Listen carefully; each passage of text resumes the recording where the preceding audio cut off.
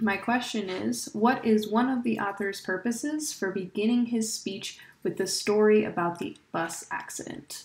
Okay, so I'm going to code my question. I'm looking for author's purpose, and I need to ask myself, why does he begin his speech with the story about the bus accident?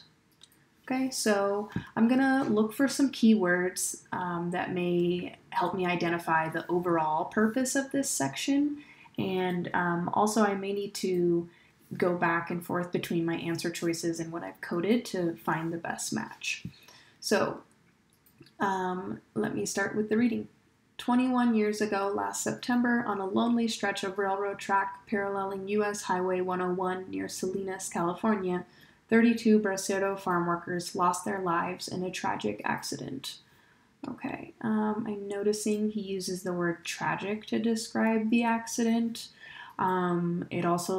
This paragraph seems to just kind of be explaining the setting of where it was happening. Let me keep reading. The Braceros had been imported from Mexico to work on California farms. They died when their bus, which was converted from a flatbed truck, drove in front of a freight train. Okay, so it looks like they died because they were in a bus that used to be a truck and it drove in front of a train. All right, I still don't quite know the point that he's trying to make here.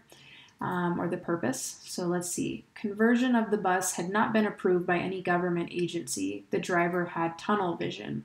Okay, so now I see why he gave us the information about the flatbed truck, because this is him trying to prove that this was not safe, that the government did not approve this vehicle to be used to transport farm workers. And then lastly, he says, most of the bodies lay unidentified for days. No one, including the grower who employed the workers, even knew their names. Okay, so he gives us the details about the bodies being unidentified. He also ends with this sentence that says that nobody even knew their name. So they all died and no one really knew who they were. So right away when I look at my answer choices, I don't have any evidence that shows him trying to convince readers to go on a strike. I don't see words like you should or we must, right? So I'm going to X that one out. Even though he would probably support this, in this section, it does not match with what I've coded. My next answer, to inform readers. He is giving information about what happened, but let me read the rest of how much farm workers travel to get to their work.